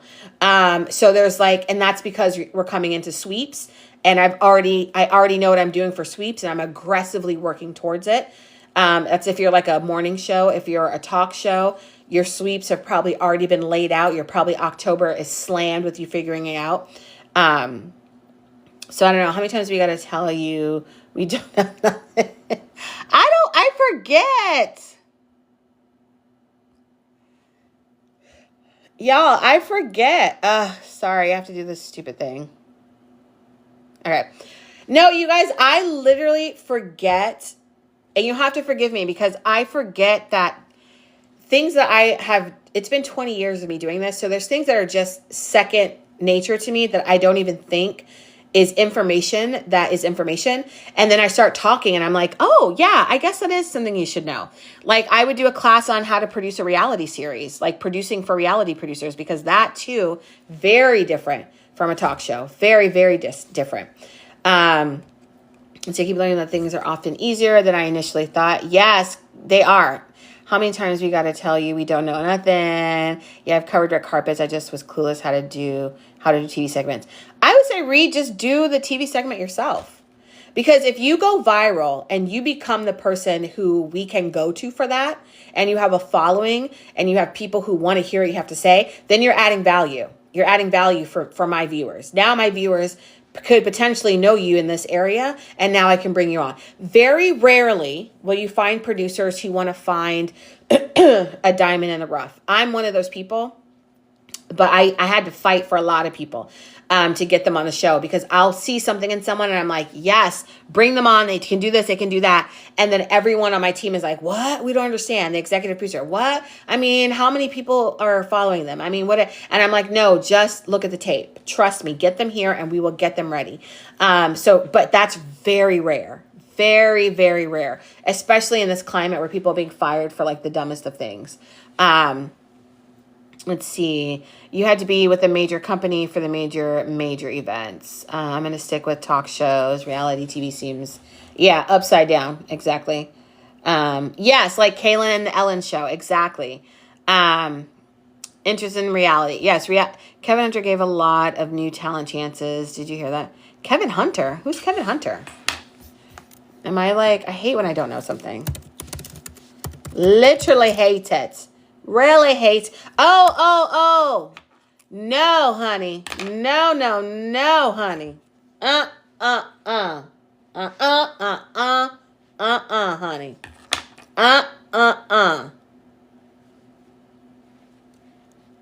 Mm, mm, mm, mm. Mm, mm, mm. Mm, mm, mm, mm, mm, mm, mm. And for those of you who can understand that, I stand on 10 toes on that. No. Wendy would have. Wendy was always fun to talk to. I definitely am rooting for her. I know, right, ladies? So just say less, honey. Say less, because thank you. I was like, who is that? Why do I know him? Because I blocked him out of my mind. Okay, there are some people I blocked completely out of my mind. Who is that? I'm sorry, I've never seen that. I don't know who that man is. Sorry to that man. I hate sprinkle holy water. No, but Reed, you got to get your pitches together. I think you should schedule some time with me so we can work on what your pitches look like your overall packaging. Because unlike with a TV series, you're pitching the series, so your pitch deck is the series. When it comes to you and talk shows, you are the pitch deck. So what does your packaging look like when you're presenting yourself? And then with the mindset that what value is my audience going to get from you coming on the show? Are you adding to the value? Are you distracting from the value? Are you getting value where my audience isn't getting value? Old school talk show, if you just brought presents for the audience, that counted for something. You get a car. That counted for something at some point. Not so much anymore, though, darling. Not so much anymore. Kind of honestly, Nash, I don't even care if it's mutual. I'm selfishly looking out for my audience. I am selfishly looking out for what they can get. I think I will. I get you need personalize it, but can we work on a template? There's a formula. I wouldn't say a template, but there is a formula. There's a formula. There's timing. I don't know if you heard when I said earlier, if you pitch me something in October, I will never even look at your email. Because it's October. I will not. It has nothing to do with anything. You could pitch me the most amazing thing ever. It's October. I'm not looking at it. Especially if I don't know you, I'm definitely not looking at it. If it comes through a publicist, I might glance at it, but publicists are notoriously terrible at pitching people for talk shows. Notoriously terrible. Give me a headache. A minute I see it, I want to throw it in the trash. The minute I see it, I want to throw it in the trash. I know, you guys are so funny. You guys are you're stuck with me. Ebold, right? In this economy, no, nobody's getting a car. Okay. You can get concepts of a car. Concepts of thoughts and prayers of a car. That's how far off we are. Between you and Francesca Ramsey on here, I look up to y'all so much. I love Francesca. I love her. I have not ever met her though. But I find myself scrolling through her stuff all the time. Yes, you'll have to tailor the pitch for each TV show. Yes, get the formula, not the template, but the formula. And don't listen to the publicists out here. When it comes to talk shows, they just don't know. They don't know. If I were to tell you how many times as TV producers, we would literally laugh at publicist pitches to us, literally laugh, which is so awful because, especially for me, because I can make almost anything work. And that's the reason why there are certain publicists that I have built a rapport with over the years, and they could literally send me anything, and I'm yes, we'll do it.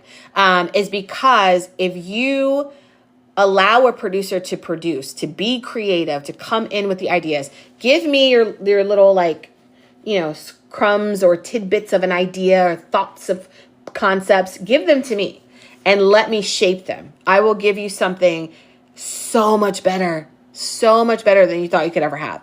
And that is just how I've always been. So publicists who can rock with that were like this. And every show I go to, they go with me. Like if you look through like my history as a producer and the shows I've worked on, you'll notice there are certain things that sort of have been on all those shows as well. Chances are it's because I brought them over. See, popular Black creator. She has produced a few shows, including iCarly reboot. Oh, you don't know who Francesca is, honey? Go follow her. Go follow her. She is a wealth of information too. Did you ever watch Oprah's producers being intimidated by Barbara Walters? LOL, the BTS footage. Yes, quite live and in action. Yeah, that is a whole other. I always want to spill the tea about working at that place to you guys, but I'm always like, loop, loop, loop, loop. That's it. Yeah, honey, live and in action. Yeah, it was just interesting. This was interesting. Definitely one of my favorite places to work. Well, Tyra Banks' show was my absolute favorite, but that's just because of the people that I worked with. It wasn't anything like particular to the show necessarily, but the people and the community that was built around that made that one of my favorites. I also love, there's this little tiny local talk show in Chicago called Windy City Live that I produced for. Hated the people, loved that I had the ability to do whatever the hell I wanted. I was one of the only producers that had like national experience. And so the executive producer kind of let me have carte blanche a little bit. So I loved that. I was like, oh, what are we doing on Monday? I don't know. It's Friday, Jillian. Why don't I have something figured out? I don't know. I'm going out to dinner though. And then at dinner, I'm writing on a napkin like, wouldn't this be so funny? Oh my God, this would be so great. And then we make it happen. It happens on Monday. Did you find one category of TV easier to produce? I'm going to say, okay, follow me with this, Autumn. Follow me with this, okay? I find talk show producing to be the easiest for me. But talk show producers, they are the Swiss Army knives of producers. It is the toughest job. It is beyond tough. The hours are insane. You're easily going to do 60 hours. And that's like it, if you're up on the food chain. If you're under, I forgot the terminology. Ding it. If you're above the line, that's 60 hours. If you're below the line, you're probably 65, 70. Like you're working your ass off. And you have to be everything to everyone all the time. So it is probably the most difficult. A lot of people can't cut it. A lot of people cannot cut it. It is very demanding. It's very competitive. But it's also very rewarding. And I started my career that way. So then when I went to every other type of producing, when I went to award shows, I went to reality shows, I already knew how to do all that stuff with my eyes closed, because when you work on a talk show, especially in the early to mid 2000s, when you work on a talk show, you might have to do a reality show that week, right? Like you might have, you might want to do, like I did Dr. Phil's weight loss competition, right? So I'm a talk show producer, but all of a sudden I'm now producing our version of The Biggest Loser. I'm a talk show producer, but all of a sudden we're doing a whole series on ADHD. So I have to become an expert. I have to understand and recognize the signs, the type of testing, the type of medications, the type of counseling and exercises to do. I have to become an expert on that. And then I throw that out the window. And then now all of a sudden I have to become like an expert on aviation, because we are doing an entire hour on plane crashes. And now I have to know how to survive a plane crash. I have to talk to pilots. I have to talk to survivalists. I have to talk to patients who have been and survived plane crashes. So you have to become an expert on something different every 10 days. You have to write a 20-page script every 10 days. You have to research these binders. We have to research and put stuff in binders so thick. You have to write thesis papers. You have to write all this stuff. Like you have to fact check. You have to research. So it is hard, and you have to do it in a short, condensed amount of time. So by the time I went to any other type of producing, I was like, oh, wait, you don't need a 200-page binder on research? Oh, okay.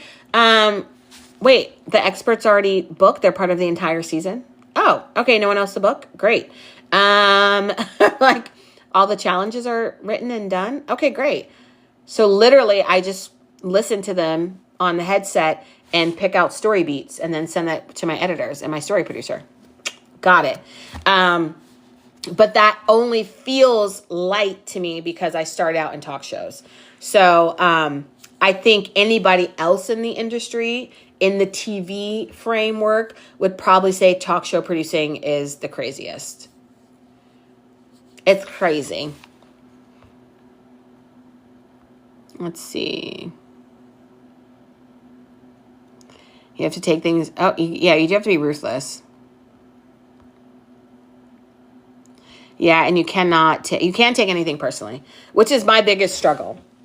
That is my biggest struggle. I've gotten a lot better with age, but I used to be ready to fight in my early 20s. Like, what'd you say? What would you say? Yeah. The way I used to just buck up. I used to be like, no, we're doing this. No, this segment's going this way. What you mean my script ain't ready? It's ready. It's ready. And now I'm like, ooh, child, that script was not ready. Yeah, but that's a long answer for that question. I definitely would say talk show is easier for me. But I think the average person probably wouldn't agree with that. I would maybe say game shows might be a little bit easier. Court shows are draining. They're easier to create. They're cheaper, and you can do a lot of them really quickly. But the people that you're booking, like the type of people that you're booking, they're very needy. Very needy. So you're never off the clock. You're never off the clock. Never. And it's crazy stuff.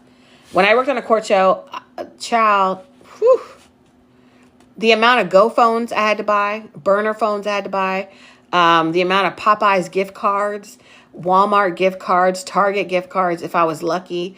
I've had to bail people out of jail. I've had to send an Uber to to the police station to pick up a guest because they got arrested. I've had to talk to TSA to get them on board. I've had to basically meet somebody to go get their passport because they didn't have one, to get their real ID because they didn't have it, and then put them on the plane. It's a lot. It's a lot. It is a lot, honey. High conflict talk shows and court shows are very, it's draining.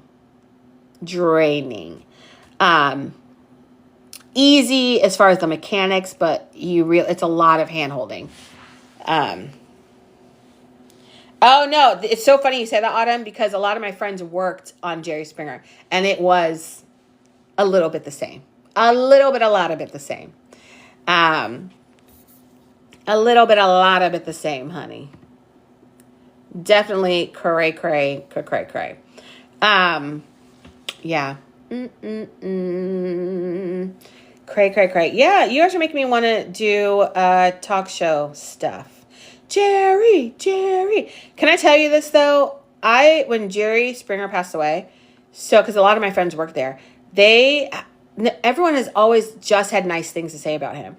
In the world of talk show host, he, as a host, as a leader of a show, he was probably one of the better ones.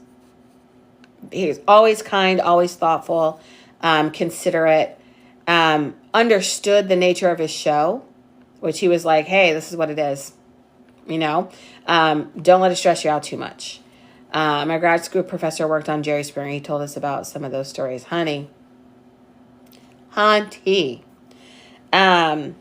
In my early days, I could have done it. Now at this age, no. Absolutely not. Not at that level. I could maybe at like an executive producer level.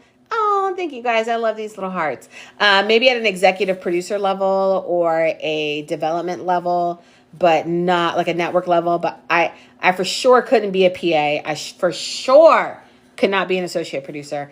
A producer, time's got to be rough. Because even then, that's like, it's a lot. Yeah. I know he did. He passed away. But yeah, I hear a lot of good things about him and the way he treated people in real life. Because, we have the Ellens of the world. They don't treat people lovely. What was the movie where the plot was they were on the Jerry Springer show? Oh, I forgot. I'm literally seeing it. I'm visualizing it, but I can't think of the name. On Maury, honey, you gotta work out. Well, all those camera guys now work for the Karamo show, which I did. I worked on that the first season. And they have it down to a science, honey. They know how to run. They know where to put the camera. They have it down. They have it down to a science. Okay, guys, it is 9:48. So here's my last tiny mini commercial break. One more spot for Pitch It Like You Mean It this Saturday, March 1st from 1 to 3 p.m. If you are available, I would love for you to join us. I have been sort of doing each one a little bit different as I'm figuring out and settling into the best way to do it. So you guys are, not only are you guys like workshopping your idea, but you're also really helping me out to figure out the best ways to do this workshop and, to make it more sustainable and make sure that it has value for you guys. Which now that you guys have heard me talk about with the talk show audience, that's how I approach you guys. I always want to think about how much value can I add to you? What value am I adding to your experience of this? So that is what all of this is about, is just adding value. And I want to make sure that I can add value without completely depleting myself of value, and what that balance is. And so when you guys sign up for things when they're like beta testing, it really helps me out. And that's why I dropped the price. Because I really want you guys to just kind of get in and experience it with me, and we can workshop it all together. Can you create a package for talk shows? LOL, reality producing. I definitely buy to be prepared. Yes, darling. Absolutely. But I want to get us through our pitch decks first. I might do a mini talk show thing. It might be like an aside. But, oh no, I lost service in Trader Joe's, but I'm going to schedule, and I also need help with my reel. Oh, yes, you have a reel. Yeah, you need to schedule some time with me, Reed. Sunday's live. Oh, my God, you guys. Thank you, Ebold. We have no one scheduled for the live pitch workshop on Sunday. I left that open so that we can have someone pitch their project. So if you guys want to pitch, it does not have to be a full concept. It does not have to have a full pitch deck. It can be just an idea that you are toying with, that you kind of are interested in, and we get on here, we'll workshop it, and we'll get you to that point. So let me know. But we do have a spot open. If you're on our Patreon, you will see the instructions on what to do for the live pitch workshop. Can I go because I need a deadline to get a pitch deck done? Yes, Ebold. Am I putting you down? Ebold? You know I'm going to yell at you, though. You know that, right? You know I'm definitely going to yell at you. Because if it's art with Andy, I'm going to yell at you. No, Reed, no, come to the live pitch workshop on Sunday. You can we're on YouTube. I'm going to try to figure out how to get us on TikTok. I have figured out how to get us on TikTok. I just can't interact with you guys, so it's better if you watch it on YouTube. I can do, yes, Ebold, yes. Okay, Ebold is for Sunday. So no, it's not too late for you to watch it on Sunday. It is officially now too late to do your pitch because now Ebold is doing it. So Ebold, do me a favor, go to the Patreon and the live, sign up through the live thing so that I don't forget. Because I will forget. I check through, let me see if I can find it for you. Let me see.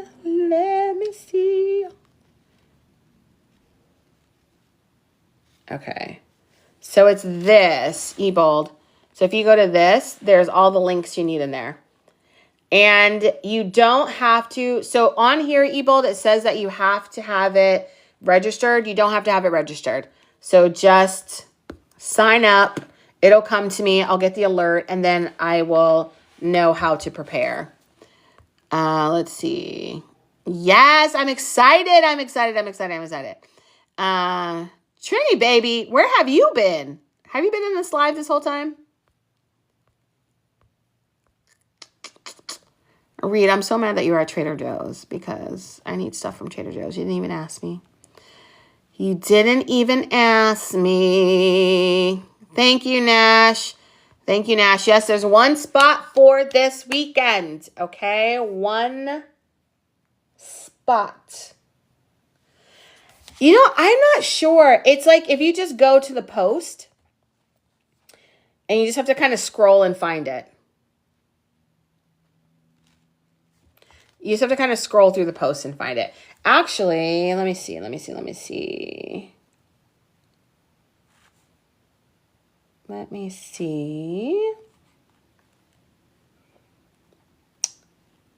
Let's see, Ebold. I might be able to mail this to you.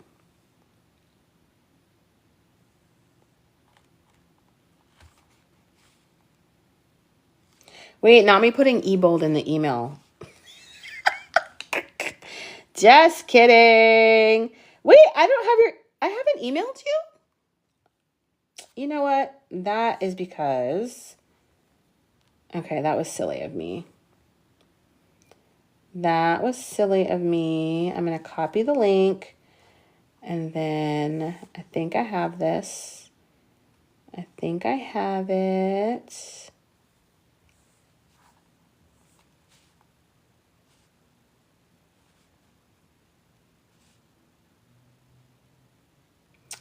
Dang it. Okay, this is annoying me. I think I'm Ebold, I'm figuring out. Yay! Anita, I just got your email.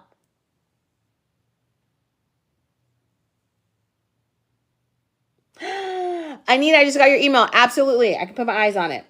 Let's see. Okay. There we go.